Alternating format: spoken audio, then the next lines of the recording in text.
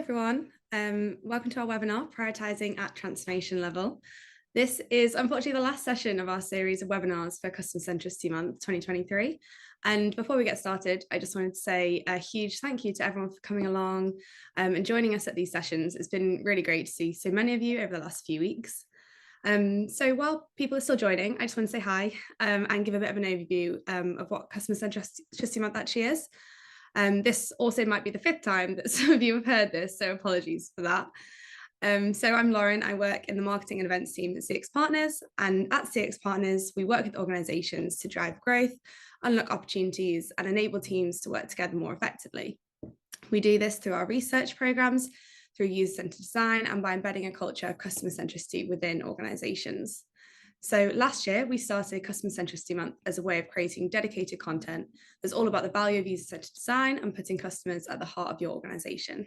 This year, we've been running the series again, but focusing on how customer centricity can make organizations more resilient and enable them to thrive when the external conditions make it challenging.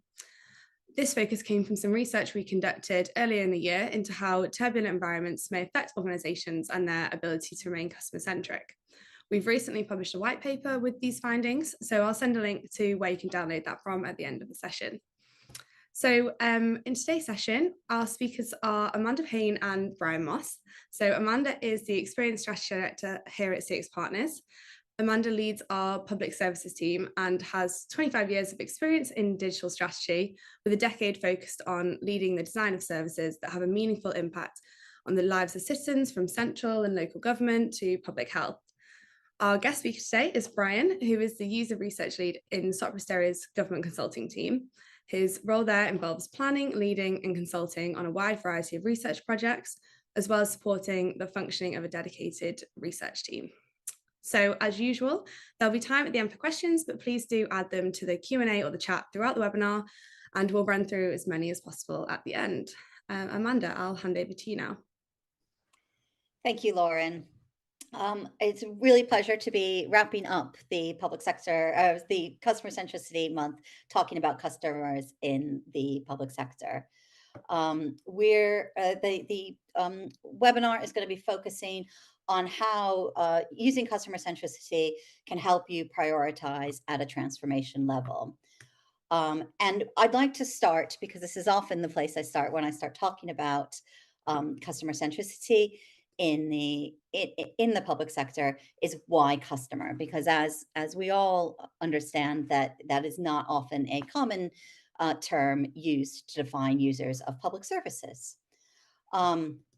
So first of all, let's not get hung up on the word customer. If there's a different term that you and your organization are comfortable with, that you can define and come to an agreement, then that's great. I'm going to make a case why I believe user isn't always the most useful in the context that we're talking about, and that's that's going to come in a minute. But first, let's talk about the terms that we often associate with customer and user and citizen and patient and human and person. These are all terms about that equate to the people that we serve when we design public sector services and public sector engagement with the wider public. And I'm making the case here for the word customer centricity, or the term customer centricity, because sometimes user isn't the most effective way to define those people that we serve. One reason is it allows us to move from service level to system level. It allows us to think about users in a new context, taking them out of the service design and user-centered design sphere, which not everybody in an organization understands. It also allows us to move the conversation beyond usability. User is very grounded in what we do, and I head up a design team in which user-centered and human-centered design is a key pivotal thing, but also that can be applied at organizational level, and we want to move away from that bounding in usability. And it also allows us to prioritize and focus change across an organization. And Brian's going to do a bit of a deep dive in how we've done that in an organization. So now it's your turn. I thought I'd do a little bit of audience participation. So if we're using the people we're there to serve as that kind of core messaging, can you think of areas in the organization where the word user isn't an effective framing of the people that you serve? So I've given you some scenarios that we've come up with, but please use the chat to share your own versions of where reframing the word user might be useful to you in your organization. So we talked about the word user and why that might not necessarily be always the most useful. And we now like to focus on, well, why customer? Well, the easiest way I've found to get my head around the word customer in the public sector is to come up with some scenarios. And often when I'm talking to individuals across the public sector, they'll say, well, there's no competition for public sector services. I dispute that in some ways, but yeah, let's go with that. There's no competition and there's no choice that our users have to use this service to get the thing that they need from us, or to get the service or the transaction. So I'm going to take you through a scenario and get you to think about that application in a public sector scenario, but also not exclusively. So I require a service. There's only one provider of this service, and I need to pay to use this service.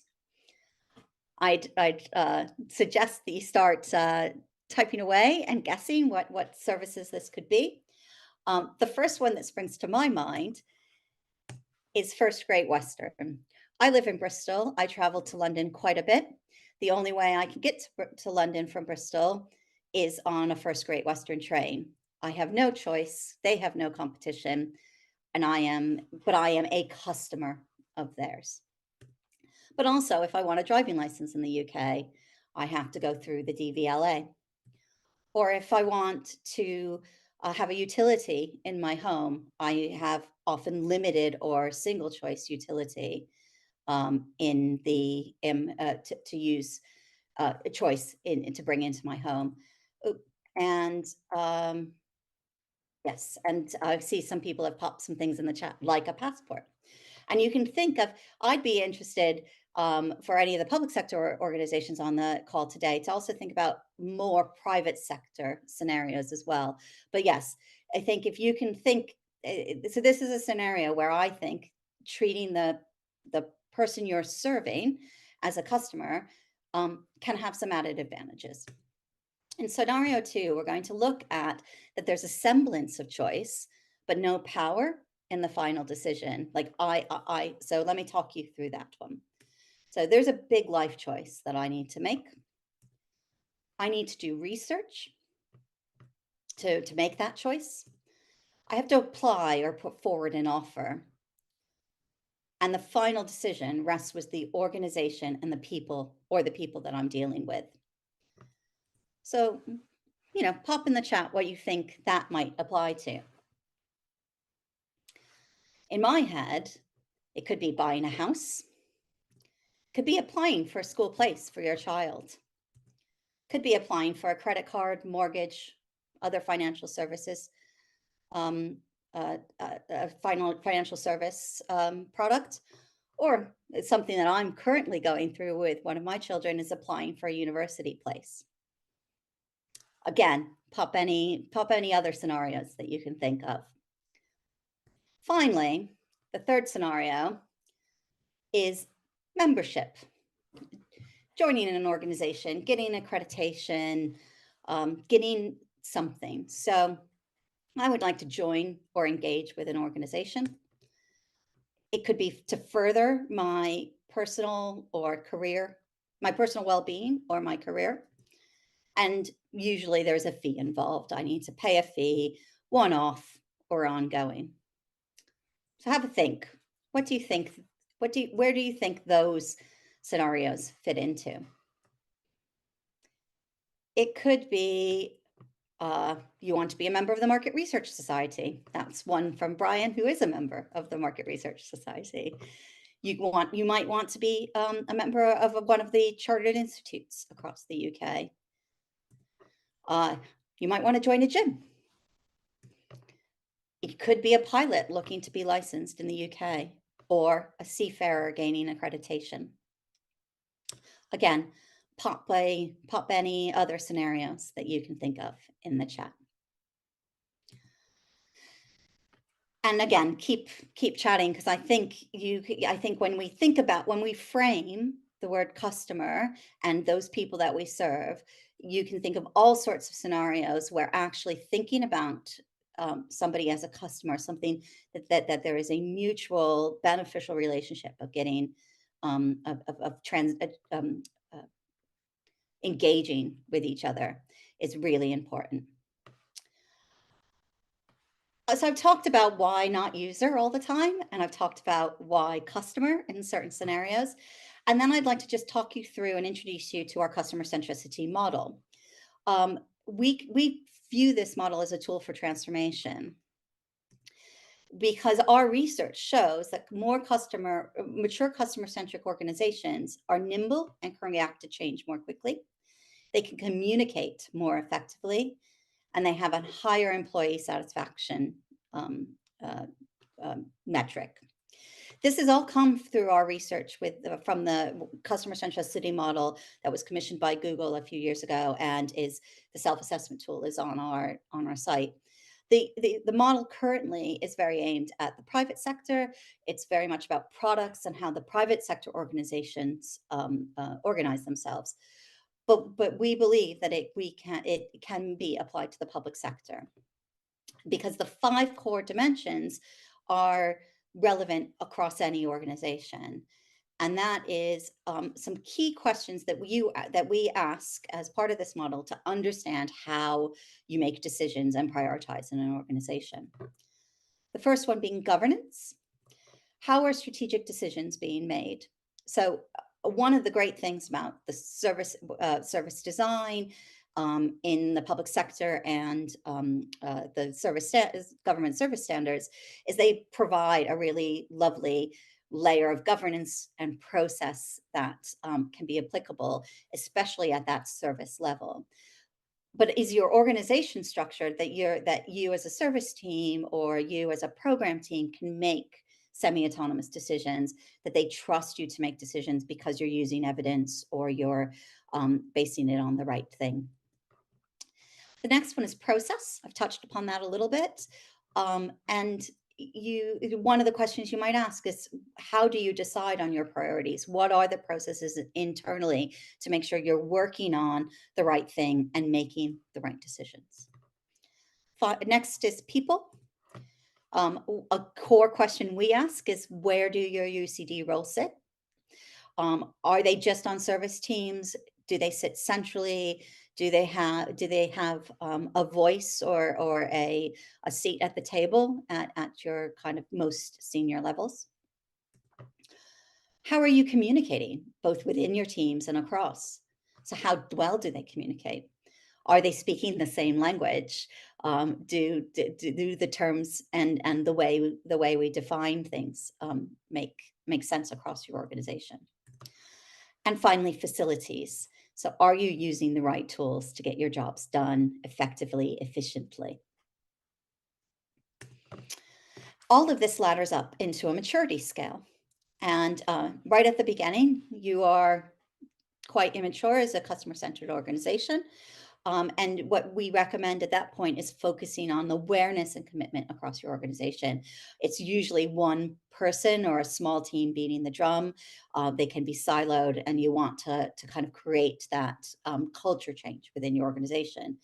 And then you can move up to emerging, which is about focusing on the commitment and consistency to customer experience and customer centricity.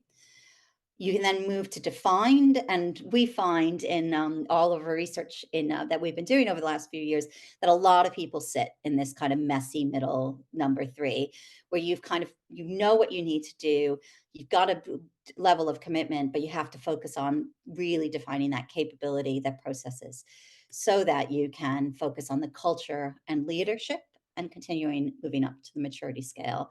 And finally, it's a high functioning, fully integrated part of how you center your organization. I'm going to pass to Brian now, who's going to take us through a more specific case study. Super. Thank you, Amanda. I trust everybody can see the screen okay. Yeah, so thanks a million. As Amanda had mentioned, I'm just going to share a little bit of the work that we've done to date with the Civil Aviation Authority.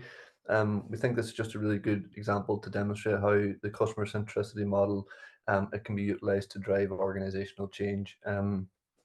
For a little bit of context, the Civil Aviation Authority, they're the UK's aviation regulator, so this means they work to ensure that the UK's aviation industry meets the highest of standards possible when it comes to safety. It obviously has a responsibility to us as consumers or customers that not only do we have choice and value for money when we choose to fly, but we're also protected and treated fairly when we do so. The focus for customer centricity, it emerged through a multitude of reasons, which can reflect the entire system within the CAA operates. So included feedback and possibly some complaints from customers, a review from the Department of Transport. The CAA is also funded by the industry, so there's a need to demonstrate effectiveness and efficiency in the work. So it felt really important to focus on customer centricity, just to ensure that they were meeting the needs of customers in the best way possible. And then finally, like a lot of sectors, new entrants have high expectations, especially when it comes to digital services and delivery and tools. And that's aligned with that ambition of becoming a 21st century regulator. It reminds me of a quote from one of the participants that we spoke with over the course of the project. And they said, you know, as a regulator, to set the standard, you have to be the standard. And that was kind of a really nice sort of summation of what we're trying to achieve over the period of time we worked with them. I'm just going to dive a little bit deeper into what our aims were, how we went about it, and what the outcomes were. So what were we trying to achieve, or what was our aim? The CA was at the beginning of the journey to improve the experience for people that they interact with. So they've already set up a cross CA team to focus on improving customer experience and introduce new ways of working. Bringing in a human-centered and service design approach was kind of a new approach to them and how they worked. So it was really about working together as one team, learning by doing. So to start that off, it was about gaining a holistic view of customer experience within the organization. So these are kind of the four key areas that we aim to address throughout the work, just to make sure that we were getting that full picture of how the organization worked in relation to customer experience. So when we speak about culture and behavior, it's about understanding the strategic importance of customer experience. So how well the CAA are set up to deliver it, what are the culture and behaviors that are needed to improve it and drive it forward and continuously mature it. Capabilities and skills. So the roles and capabilities that the organization need to do this work, and you can already see the similarities here with the customer centricity model that Amanda mentioned when we speak about, you know, UCD roles and the people involved. So yeah, so what are the skills needed? What are the tools and trainings that people will need to support them in achieving this? Measuring and monitoring. So again, exploring how the CA might measure customer experience, and then also how they can monitor it over time. So one of the examples is that we've developed a prototype of a dashboard where you could sort of benchmark that customer centricity model and then continuously test and go back and check over time to see improvements and make changes accordingly. And then last but not least, products and services. So identifying needs, pain points, and ideas to deliver effective and easy to use products and services. So for us in this piece of work, it was kind of benchmarking with the customer centricity model and then conducting a series of pilot discoveries into different business areas to demonstrate the value of conducting research with users and customers to improve products and service delivery. So what did we do? Our approach was founded around the customer centricity model that Amanda has mentioned. As the slide shows, we worked over a period of 12 weeks, and it began with an organizational discovery of 3 weeks. This was a really key component, the center of which was that customer centricity model that we put out to the organization and asked for feedback on. And that was kind of the benchmark then that we built upon. So it was really about creating that solid foundation. And I'll not get into too much detail about the specific score, but we saw some really solid customer-centered practices within delivery. Customer insight was being used, but as Amanda mentioned, there's always that room for improvement, and maybe more customer-centered techniques that could be used, supporting efficiency, engaging with customers, and just making sure that improvements happen over time to improve that centricity rating even higher than what it was. The purpose of this initial phase was really to get that rich understanding of the organization across core business areas. So alongside the customer centricity model that I mentioned, we also did a review of existing documentation, interviewed stakeholders and different clients, and then also ran a series of customer centricity focused workshops as well. So it's really about trying to embed that customer centricity focus and mindset right from the beginning across different layers of the organization, and then moving forward as one team together. After doing that organizational discovery for the 3 weeks, it gave us then the space to run pilot discoveries. So we ran 3 pilot discoveries at the same time. These ran concurrently over a 6-week period, and we focused on 3 different business areas. The value of this was that it really gave us that space to explore the outcomes of the customer centricity model scores and the outcomes that we got from the organizational discovery. It really helped us sort of contextualize the things that we were hearing and seeing in that survey. Again, I just want to stress at this point that it's really important to note that we really worked as one team, so blending roles and specialisms between ourselves and the CAA, creating spaces for knowledge sharing, but also knowledge acting. So, working together and conducting customer experience activities together. So interviewing different staff members, holding workshops, analysing the data together, and helping to contextualise all that insight that we're coming out. And I think that was kind of a key part of the success of this engagement.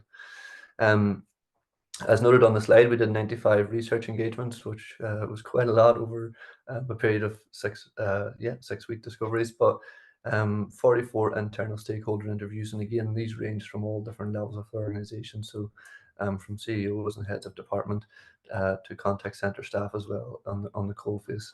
And then also 51 external customer research sessions. So again, staff working in airlines, airports, those kind of things. And also customers that have maybe booked holidays and those kind of things as well. So real sort of diverse range of engagements.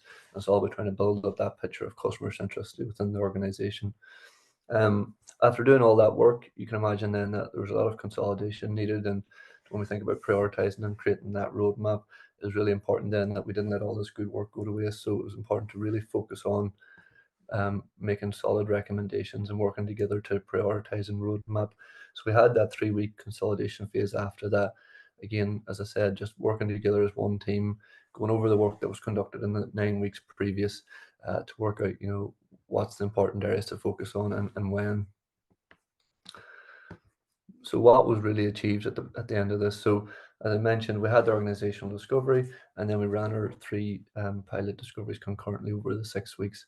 For each pilot discovery alone, we developed a set of customer needs, where these needs were and weren't being met within the current service or the experience, what the CA could possibly do about this, as well as the value for doing it, and our recommendation for what to do next. So again, you can kind of see where this customer centricity and prioritization were coming together. And as I mentioned, over the 12 weeks, it was really about developing those outcomes and insights. So, consolidating themes and learnings into an improving customer experience report, identifying principles to work on to develop further, including stuff like the roles required and models to show how that could work. As Amanda mentioned as well, developing like a CX toolkit for future projects, and also considering public sector elements as well, like the GDS standards. So really just trying to evolve that CX strategy, and as I mentioned as well, developing a dashboard, because it's not a one and done thing. This is about improvement over time as well. So setting up those measurement strategies that you can see the input and impact of the changes that you're making and applying. So again, as I mentioned, from the outputs, you can see the real focus that we've put on to understanding, nurturing, and advancing customer experience within the organization. And it was really important for us not to only sort of state how that could be done, but do our best to try and show it and really demonstrate the value of it. And as I mentioned, this was all really built on that initial organizational discovery at the beginning around that customer centricity model. So just to briefly wrap up, I'm going to pass back to Amanda, who's going to go into more detail about the next steps and what happens in terms of the prioritization. But from that 12-week piece of work, we identified 17 formal recommendations, and this then became basically a backlog. So each one had the impact and effort of each one acknowledged, like I mentioned, and this allowed us then to come together as one team to plan and roadmap for follow-on activities for improving customer experience at the CA. So some of the things maybe included, alphas for technical and process solutions, continuous improvement initiatives, activities maybe that other CA teams that maybe weren't as involved in this initial 12 weeks could get involved in, further research discoveries and other areas to look in or needed to be explored further, and then other broader strategic items as well that needed to be acknowledged. On the back of this, we know that customer experience has become a board priority within the CEA, and it's really helping with their drive to become an even more customer-first organisation. I'm going to just pass back to Amanda now just to sort of discuss more with that prioritisation.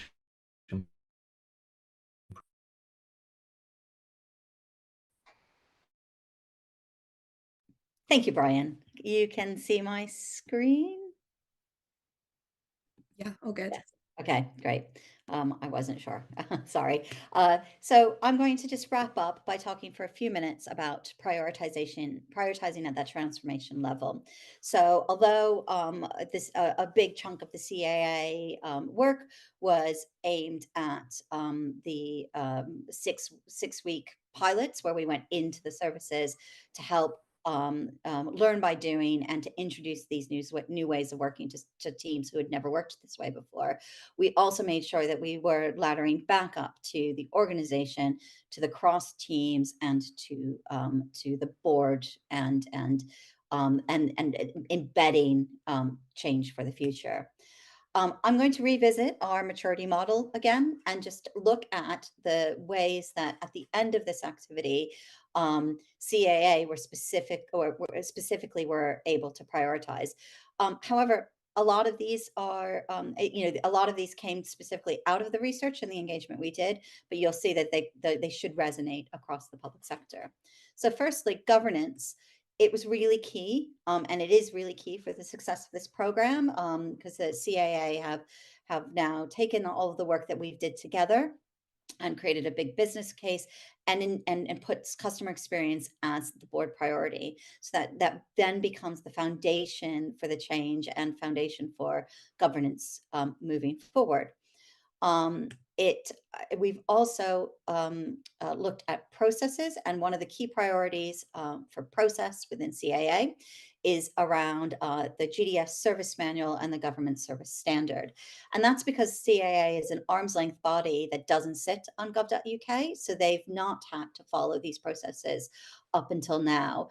And as part of this engagement, we were testing out to see if these ways of working, these processes could land and apply to their services and ways of working. And then this is a big priority for them to start to embed in the organization. And as anyone who's adopted these standards in the last kind of 10 to 13 years knows, that this is a journey, and they're at the very start of that. They've also looked at people, and one of the key focuses is culture. So what's been running through the program and been a key criteria is making sure the culture of the organization is aligned to customer centricity and is customer focused. So that's the first step. And then once that culture is embedded, they can start to look at capabilities and those next priorities. Communication is really key to land these messages, to land them right, and to land them centrally. So they've got a strategy in place and an internal communication hub that ensures that the messages are consistent. And finally, facilities. Brian mentioned a CX toolkit. That is a living, breathing tool that is available to all employees that introduces them to the work that they do. And this is backed up by recorded webinar sessions, formal training down the line, as well as things like lunch and learns and regular share outs of what the other teams are doing. Finally, all of these have kind of coalesced into kind of 3 key priorities for CAA moving forward, which is about keep engaging people and learn through doing, and that learn through doing is a key core cultural tenet. Anchoring the culture for CX in existing values, so it feels like evolution and not revolution, and focusing on messages that people hear and say about CX, so that they're consistent, efficient, and have a clear definition and clarity around what CX means, what customer means. And the CAA has done a lot of work internally around defining those terms, laying out in clear, easy to understand language what a customer is and why they are important. Brian and I have done a great job of running to time. I'm going to pass back to Lauren now. Brilliant. Thank you both so much. That was great. We're now going to be handing over to you guys for questions. So if you do have any, please do add them to the chat or the Q&A at the bottom of your screen now, and we'll go through them. So I can see we've had a couple through already. The first one that we've had, I think, Amanda, if I pass to you first, and then Brian, you can add anything in, but can I do the assessment myself, or do I need to do it with my team? Let's unmute first. Yes, it's an either or both. The current customer centricity model, which is a little bit more aimed at the private sector, is up on our website, and Lauren's going to link to all of that at the end of the session. And that's a self-assessment tool designed to be done by one person. But there's a huge value in doing this with a team or with an organization. And just to talk about CAA for a second, again, is that we did that across the organization at all levels before we began the pilot sessions to do a quick benchmarking of how people understood customer centricity and user-centered design. So it kind of covers both. That allowed us to get an aggregate score of the maturity across the organizations, but also pinpoint disparities across the team in different ways. So we definitely recommend doing it with your team, and it's a very flexible tool. Great, thank you. The next one we've had, which Brian is kind of touching on your section about the CAA, was how big was your team? 95 interviews is a lot of hours. How big was the team? I can't remember exact numbers, but as I kind of mentioned, it was really a blended team. So obviously we had ourselves from the CXP, but also we had quite a few members of the CAA team joined in as well. So I think we were kind of surprised ourselves when it came out as 95 at the end of the session. It didn't feel like that going through it. So I could probably find the exact number of people involved, but as I say, we had quite a few people helping across the organization, so it didn't come across as 95 when we were doing it, thankfully. Because I want to say 8 from our side between the cxpartners and Sopra Steria, Brian. And then again, like I said, that was only part of the team. We had a very engaged, very available team on CAA's side as well. Oh, nice. The next question we've had is, who was your main sponsor who had the understanding of customer centricity and responsibility for this area? So the sponsor for this did come from a customer service, customer experience background. I believe her job title, and she might be on the webinar, so please I apologize if I get this wrong, is service design and customer experience lead. She has a board report within that function. So has a sponsor further up within that customer experience and service design function. And CAA deliberately kind of pulled those two terms together so that they weren't separate and siloed. I hope that answers your question. Let me know if you want more detail. Great, thank you. The next one we've got, I think it's for you, Brian, is why was the organizational discovery important to the CAA project? Yeah, super. Apologies, Lauren, I'm having connection issues as well, so if I drop in or out, that's why. The organizational discovery was really the foundation. It was everything that we kind of built upon, as I kind of explained in the approach. But I think for us, it was, building that understanding, creating that foundation, and developing that sort of holistic picture that we could then move forward with.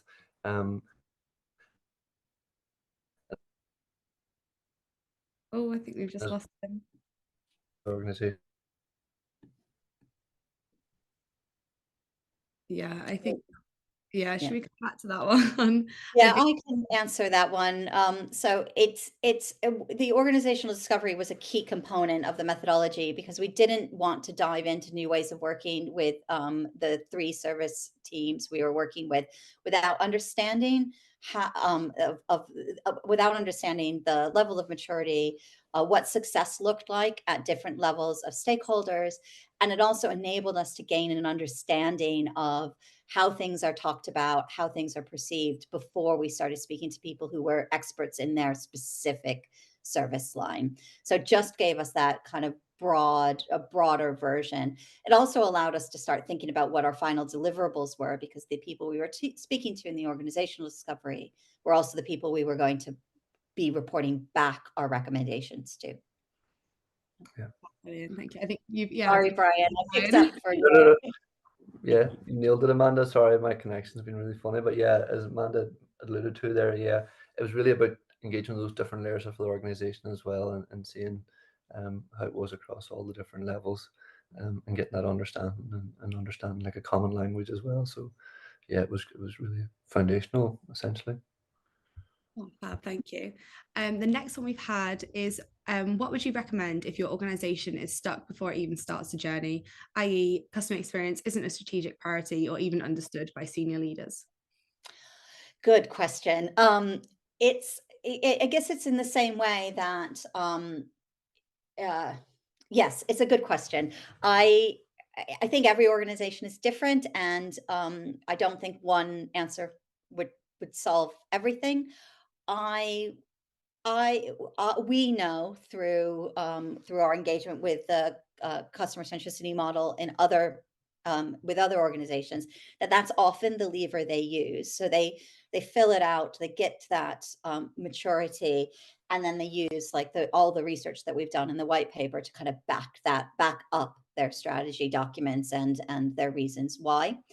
I think you can also within the public sector look to see if more increasingly service design teams are being asked to look at the whole picture, the end-to-end journey that often doesn't just include the digital journey or even just the single service journey. In all of those scenarios I described, it isn't just a sit down in front of a form or sit down in front of a website and engage. And I think that gives us levers as well to talk across teams. So I think going back to the question about the sponsor, is it came out of customer service and customer experience because CAA has call centers and customer service centers that really need to be part of this journey and that can't be separate from kind of service design teams.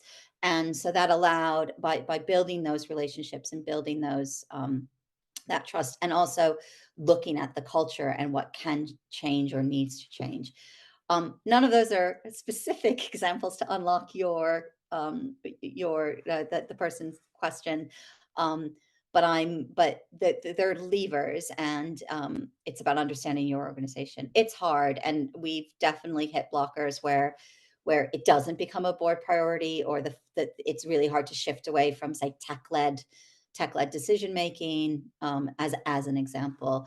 And I think that learning by doing and showing by doing is often really powerful, which again is why the pilots were very much a key part of this work, that we didn't spend time at just doing central transformation. We wanted to make sure we were working with the teams and showing them the benefits of the ways of working, so that you then got the top down and the bottom up approach to it.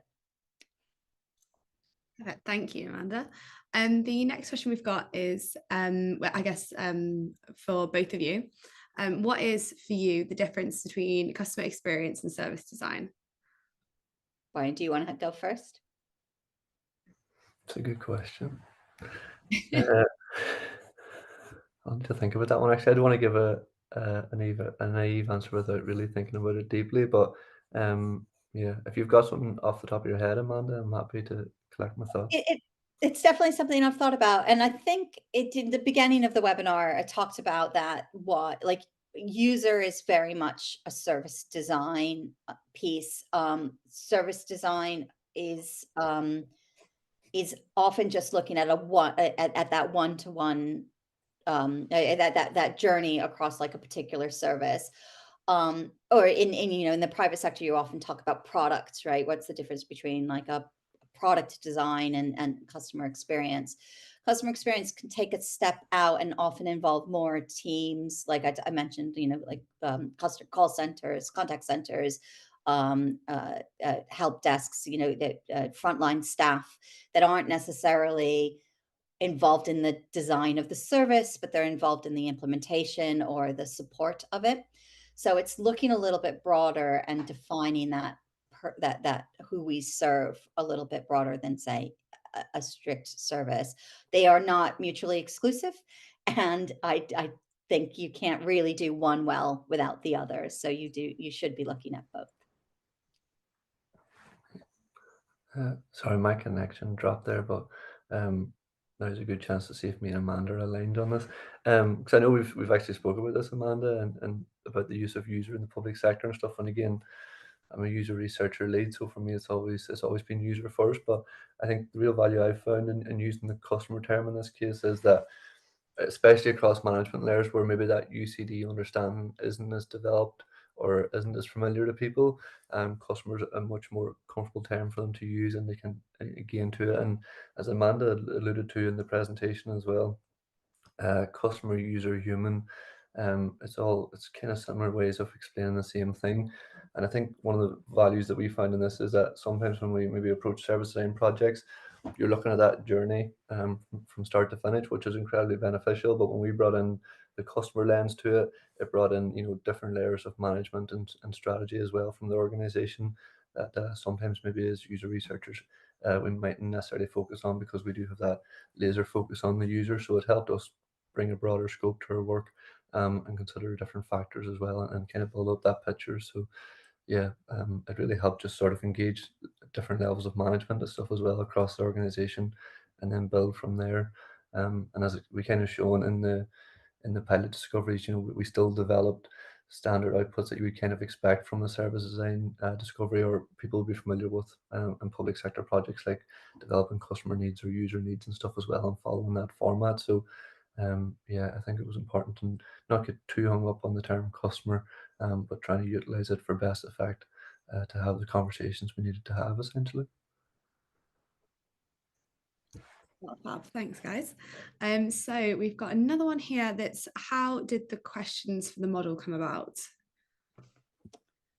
Good question. So the original assessment tool was commissioned by Google and run across Europe with hundreds of organizations to get the first maturity assessment tool. We have been working this year within the public sector with people like the CAA to adapt that model so that it more fits how public sector organizations are organized and structured. It's really key that we use the word service. We acknowledge the service, the GDS service standard, and the and also the kind of base maturity that some of the sector already has. So we've been adapting the existing model over this last year, which will be launched as a self-assessment tool in early 2024. And that has been done in consultation with industry. And then when we launch the tool, we'll continue to gather data, refine and iterate in order to make sure that it is a really accurate reflection of how public sector is organized. Lovely, thank you. And I think we've got one more question, unless anyone else wants to pop anything else in the chat or the Q&A. But what if you have limited capacity or budget? What if you have limited capacity or budget? How do you choose what to prioritize? Good question. I think a bit like what do you do when your organization is stuck before it even starts, is it's again what's important to your organization. So the customer centricity tool helps you, give you a baseline. It will give you a metric, a score across all of those foundational metrics that I've talked through. That gives you a total score, but it will also give you areas where you're weaker and more strong in, so you can prioritize based on that. It was really important for the CAA to get CX as a business priority, and it was really important that the culture was embedded. The culture and ways of working were embedded. So that's why communication and governance were prioritized for them. I would say if you don't know where to prioritize, I'm going to do a shameless plug for the rest of the webinars that we've done this month. And I'd go back to Stu Taylor's webinar right at the beginning, where he talked about the different prioritization strategies organizations can adopt. And also Nicola's impact mapping, which can often give you a faraway view of where you want to get to as an organization in terms of your vision, and then allow you to roadmap a set of priorities between then and now. And as Brian very eloquently said in his case study, we used the discovery methodology to help CAA set their priorities for 2024 and beyond. Great, thank you so much. So I think that's all the questions we've had today. So I guess we can wrap up there. But as I mentioned earlier, we've recently published a white paper with our findings from our recent study into prioritization. I'll just pop the link in the chat. Oh, thank you, Amanda. Bear with me.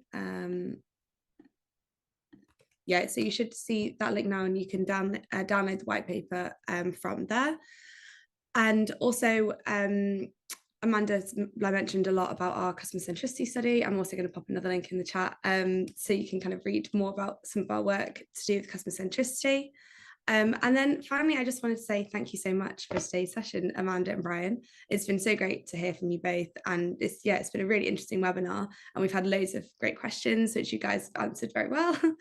But then also I want to say a huge thank you to everyone for coming along. As I mentioned earlier, this is our last session of the series, but we'll be writing up some blogs and sending out the recordings to all the other sessions. So do look out for those, and then feel free to kind of catch up on any that you might have missed. But yeah, I think we'll leave it there. Thank you, guys. Thank you. Super, thank you.